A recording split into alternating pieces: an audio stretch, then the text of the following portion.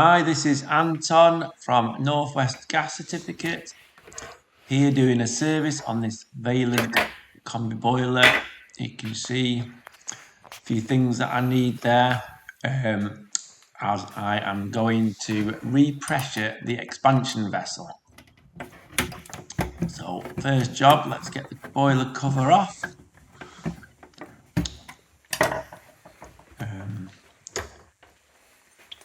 Actually, let's get these bits out of the way. Nothing better than having a nice clear area to work with. So yeah, make a bit of space. Let's get this cover off.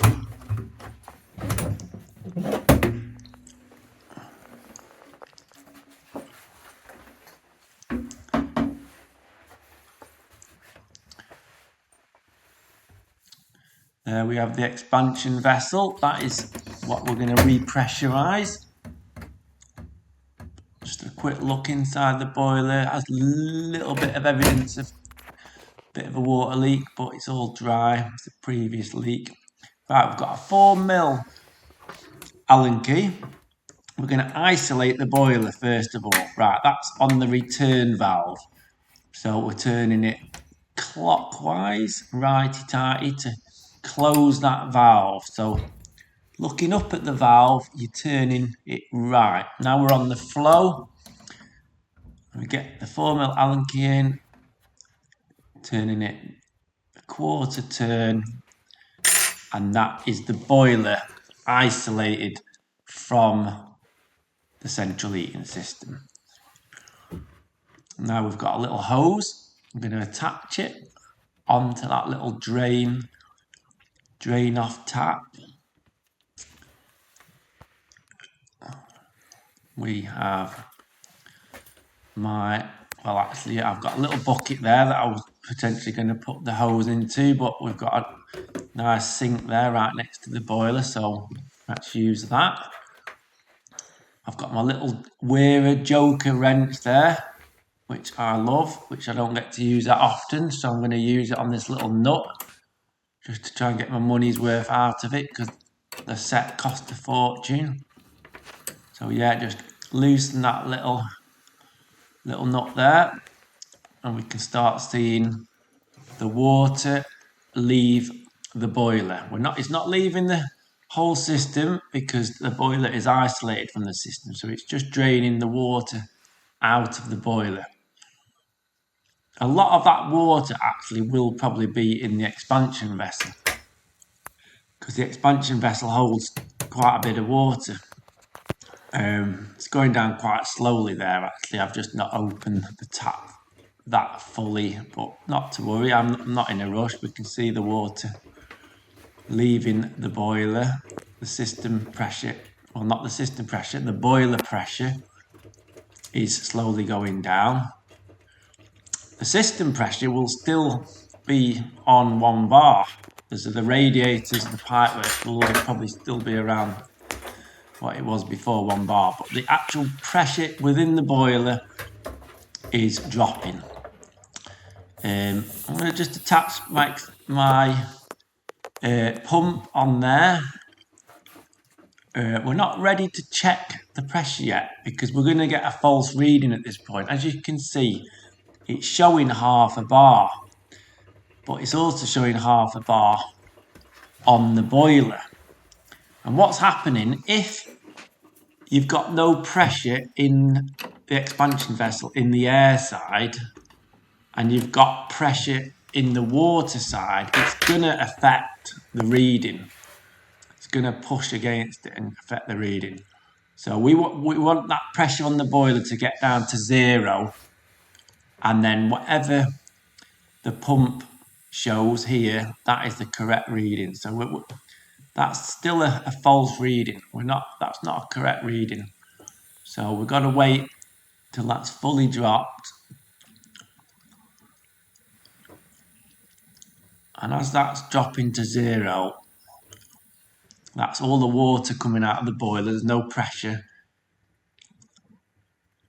And the pressure of the expansion vessel on the air side is also 0. Oh, we've still got a bit of water in the boiler, so we just give it a little bit of time.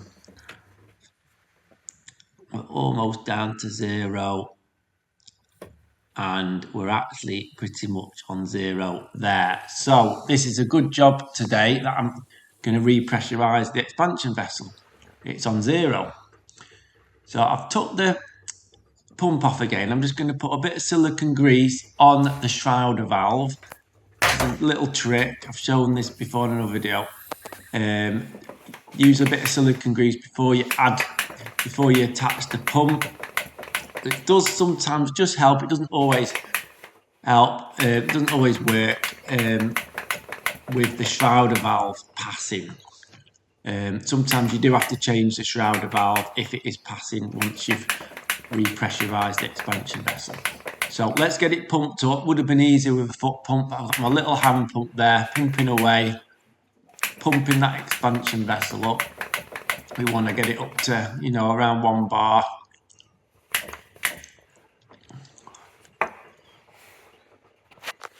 So what have we got here? Right, when we pumped it up, it's not affected the water side. The pressure on the boiler is still showing 0. That's a good sign. But we've got 1 bar of air in the air half of the expansion vessel. In that half where the pump's attached to. Yeah, this side is full of air. We've got the diaphragm in the middle, splitting, separating the air with the other side, which is normally full of water. It's just been drained down, so there shouldn't be anything in there now, but it will be full of water when I fill it back up. So yeah, 0 on the boiler, good. 1 bar on the air side of the expansion vessel, showing on the pump. So good job done. We've pumped it up, we've got 1 bar. We're going to check if it's passing now. We don't want it all to leak back out of the shrouder valve, over the next day, and then the boiler's back to square one. So look, we haven't got any air passing out of that shrouder valve. So good news, we don't have to change the shrouder valve.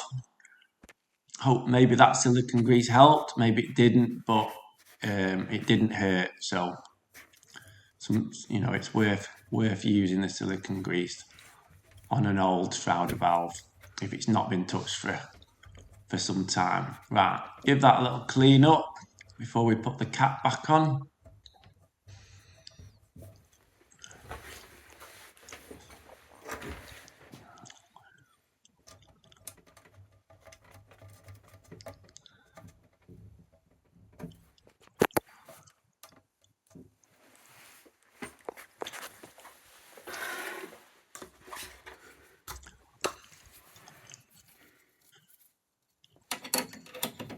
Right, we're going to tighten up the drain. Well, we're going to close the drain tap, tighten that nut up so it's closed, so no more water can come out of there when we fill the boiler back up.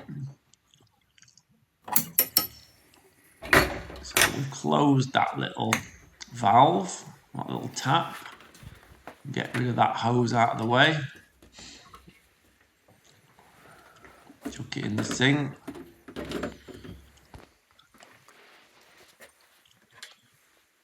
Right, we've got our 4mm Allen key. And now we're going to open the return valve.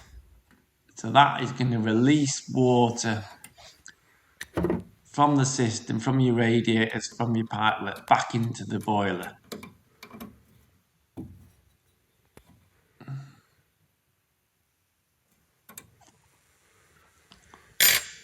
But because we lost all that water before down the sink, it's still going to be, on 0. So we're going to have to top the pressure up now. We're going to have to replace the water that we lost down the sink. So we turn these 2 taps on. You can hear the water entering through that non-return valve. So it enters into the system, but it can't come back. into the mains water. So it enters the system. We check that that little automatic air vent is open, because there will be air entering the system and we want that rid of. So make sure the automatic air vent is open, which it should be. We top the pressure up with the tap. We want to, it's difficult to exactly see what the pressure is on that, but we want it in the green. We want to be aiming for between 1 and 1.5 bar. Doesn't matter if it's a bit higher than that, because we're going to maybe bleed the radiators. I'm going to actually put it in the purge mode now, as you can see. So we'll lose some air and the pressure will go down. So we need to turn the boiler off. We need to turn it back on while pressing the plus. As you can see, I've got the finger on the plus, flip the boiler on, and we're going to get into service mode, which is P0. P0 is purge mode. It's going to run the boiler just using the pump. It's not going to fire up. It's going to get rid of any air. You can hear it. I'm just going to leave it on purge mode now and let it do its business.